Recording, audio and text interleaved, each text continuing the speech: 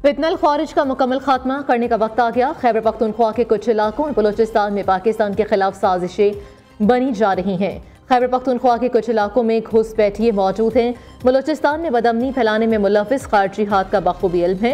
वज़ीर-ए-आज़म शहबाज शरीफ का national action plan की एपेक्स कमेटी के इजलास से खिताब। कहा, डिजिटल मीडिया पर पाकिस्तान के खिलाफ जहर उगला जा रहा है। 26 नवंबर को वफाक पर यलगार की गई तो सोशल मीडिया पर इंतहाई घिनौनी मुहिम चलाई गई। सरहद पार से पाकिस्तान पर हमले का मुंह तोड़ जवाब दिया गया। इजलास में आर्मी चीफ, वफाकी वज़रा, चारों सूबों के वज़राए आला, वज़ीर-ए-आज़म आज़ाद कश्मीर, IG समेत आला सियासी और अस्करी हुकाम ने शिरकत की।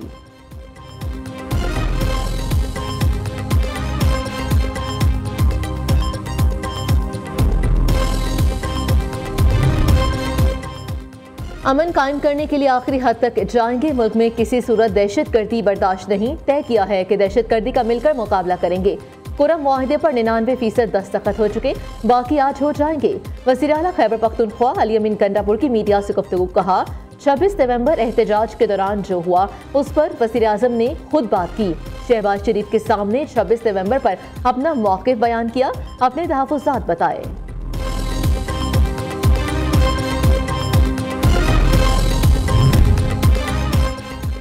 एक ज़ाब्ता कार है कि एपेक्स कमेटी इजलास की कार्रवाई खुफिया होती है। किसी को भी एपेक्स कमेटी की कार्रवाई पर तबसरा नहीं करना चाहिए।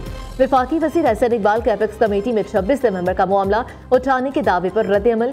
कहा, अली अमीन गंडापुर हमारे मोहतरम, उनकी मुश्किल का हमें एहसास है। उन्हें 2 कश्तियों में चलना पड़ता है। एक तरफ वज़ीर आला और दूसरी जानिब अपनी पार्टी को भी खुश रखना है। कुछ बयानात सियासी और कुछ काम होता है जो सरकारी होता है। PTI के मुतालबात जायज़ है या नहीं, फैसला मुज़ाकराती कमेटी करेगी।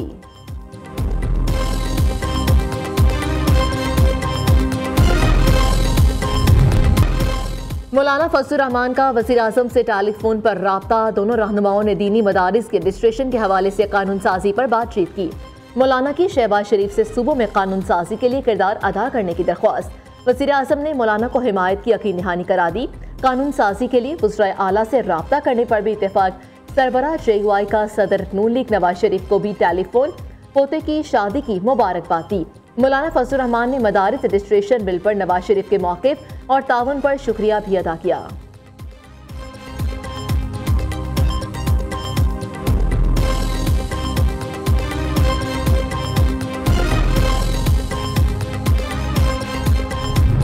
तमाम इदारों की गोलमेज कॉन्फ्रेंस बुलाई जाए, अफवाज पाकिस्तान समेत, जजों समेत, ताकि उसमें हम सब बैठ के इस मुल्क की इस हालत पे बहस करें। मैंने कभी दुनिया में ऐसे मुल्क नहीं देखा जो अपने लोगों के जज्बा हुर्रियत को कूटे।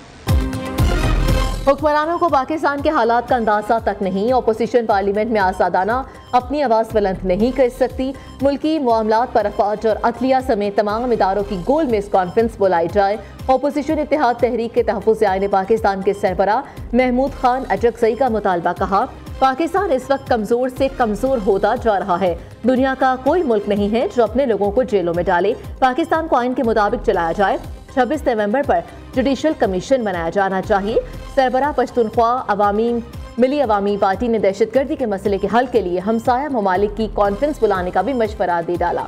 अलामा नासिर अब्बास के मुताबिक मौजूद हुकूमत पाकिस्तान पर जुल्म कर रही है, इसलिए अवाम का एतमाद खो चुकी है। कुरम में इंतजामिया की नाहली की वजह से हालात खराब हुए। मसले को 1 हफ्ते में हल किया जा सकता था।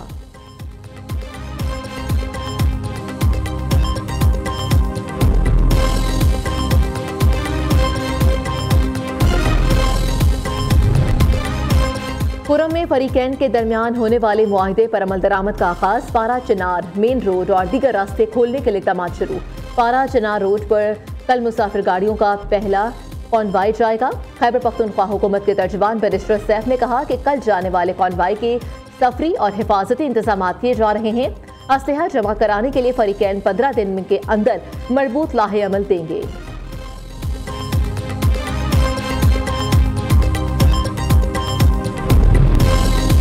वज़ीर आला पंजाब मरीम नवाज से चीन के आला सतह वफ़द की मुलाकात। वफ़द में Chengdu general coordinator ICT hub miss Cottle और डिप्टी CEO हुआवे मिस्टर योरे शामिल।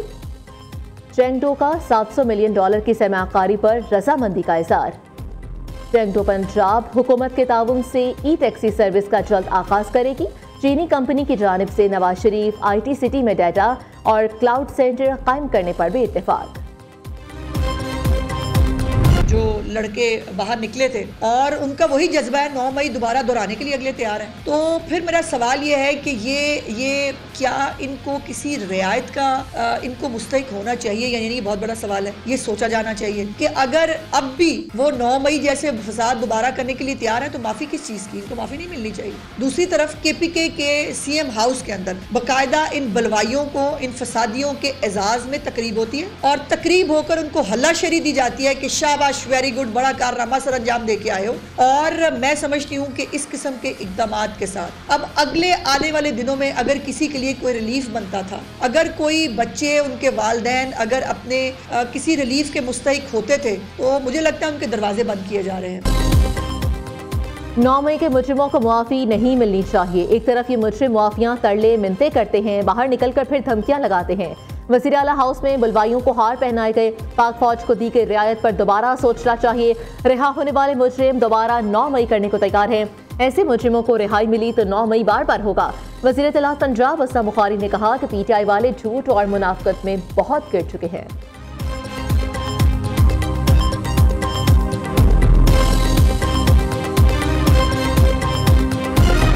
हमारे बड़े क्लियर पॉइंट्स हैं। तो नंबर 1 पॉइंट है हमारे असीरान, जिसमें वज़ीर आज़म इमरान खान साहब हैं, उस पर शाह महमूद कुरैशी साहब हैं, उस पर डॉक्टर यास्मीन राशिद साहिबा हैं, उस पर इजाज़ चौधरी साहब हैं, मियाँ महमूद रशीद साहब हैं, उमर चीमा साहब हैं, हसन खान न्याजी साहब हैं, बाकी सारे असीरान मिलिट्री कोर्ट्स के और जो लोग हमारे जेलों में, उनकी रिहाई नंबर 1। नंबर 2 हमारे 2 कमीशंस हैं 9 मई के और 26 नवंबर के।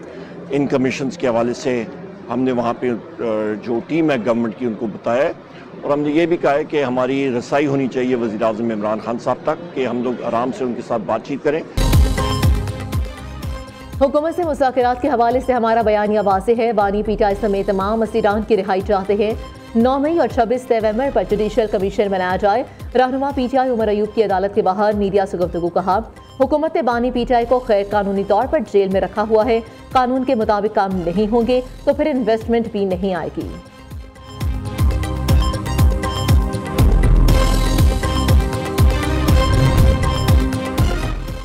सिविल नाफरमानी की तहरीक का पहला फेज से जारी है और जारी रहेगा। ये फेज और ओवरसीज पाकिस्तानियों की तरसीलात से मुतालिक है। बानी PTI ने ओवरसीज पाकिस्तानियों से कहा कि तरसीलात पाकिस्तान ना भेजें। ऐसे हालात पैदा किए गए कि सिविल नाफरमानी की तहरीक नागुज़ीर हो चुकी थी।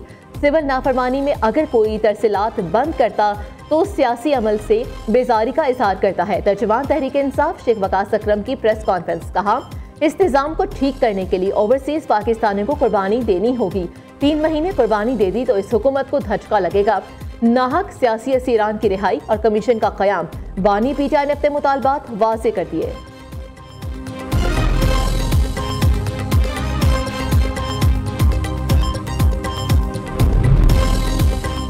मुज़ाकरात की आड़ में तहरीक इंसाफ को NRO नहीं मिलने वाला। PTI वाले यूटर्न के आदी हैं।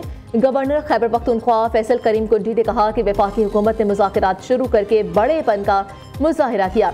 कुरम के मुआहदे पर मुकम्मल अमल दरामद होना चाहिए। बल्दियाती नाज़मीन पर पुलिस तशद्दुद अफसोसनाक है। गवर्नर का बल्दियाती नुमाइंदों के हुकूक के लिए कन्वेंशन के इनेकाद का ऐलान।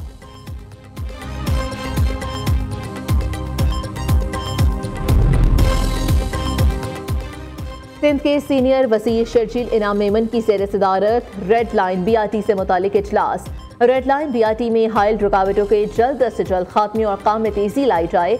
मंसूबे में मज़ीद ताख़ीर नाकाबिले कबूल है। हमें टाइम लाइन से पहले काम मुकम्मल करना होगा। तामीराती काम में तेज़ी लाने के लिए 3 शिफ्टों में काम किया जाएगा। सूबाई वज़ीर की हुकाम को हिदायत। इजलास में पानी की सप्लाई लाइन्स के electric, national telecommunication corporation और Pakistan telecommunication company limited की तनसीबात समेत यूटिलिटीज़ की मुंतकली की वजह से होने वाली ताख़ीर पर भी तबादला ख्याल किया गया।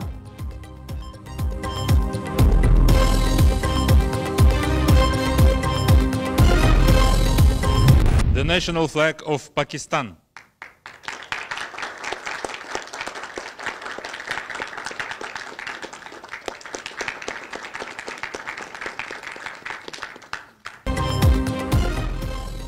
पाकिस्तान 8वीं बार सलामती कौंसिल का खैर मुस्तकिल रुकन बन गया। अक़वाम मुत्तहिदा की सलामती कौंसिल में सबसे लाली परचम नस्ब। परचम पाकिस्तानी मंदूब आसिम इफ्तिखार अहमद ने नस्ब किया।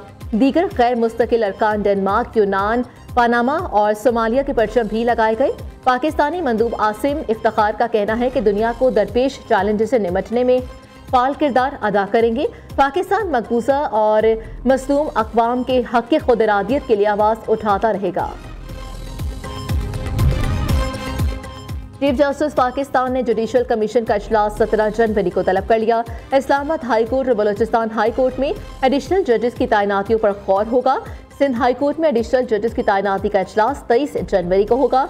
पेशावर हाई कोर्ट में एडिशनल जजेस की तैनाती का इजलास 1 फरवरी और लाहौर हाई कोर्ट में एडिशनल जजेस की तैनाती का इजलास 6 फरवरी को होगा।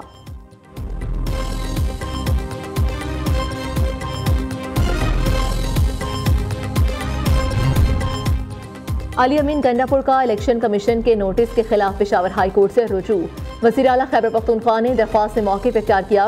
इलेक्शन ट्रिब्यूनल के क़याम के बाद इलेक्शन कमीशन को कामयाब मेंबर असेंबली के खिलाफ कार्रवाई का कोई इख्तियार नहीं।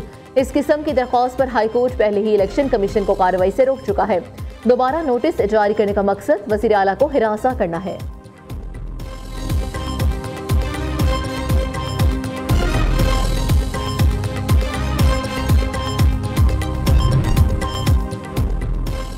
Nawaz Sharif institute of cancer treatment and research Lahore की लागत में रिकॉर्ड इजाफा। मेगा प्रोजेक्ट की लागत 52 अरब 77 करोड़ 25 लाख रुपए से भी बढ़ गई। 77 अरब 1 करोड़ 54 लाख रुपए तक जा पहुंची। इंस्टीट्यूट की लागत में 24 अरब 24 करोड़ 28 लाख रुपए का इजाफा हो गया। मुल्क के बालाई इलाकों में शदीद सर्दी के डेरे। पहाड़ी इलाकों में दर्जा हरारत नुक्ता इंजमात से नीचे गिर गया। बर्फबारी से पहाड़ सफेद हो गए। स्कर्दू -9, लेह -8, हुंसा गिलगित -3, अस्तोर और दीर में दर्जा हरारत -1 रिकॉर्ड। चित्राल में मुसलसल दूसरे रोज भी बारिश और बर्फबारी। पूरी वादी ने सफेद चादर ओढ़ ली। मुख्तलिफ इलाकों में 6 से 8 इंच तक बर्फ पड़ चुकी है। पंजाब और सिंध के मुख्तलिफ इलाकों में धुंध।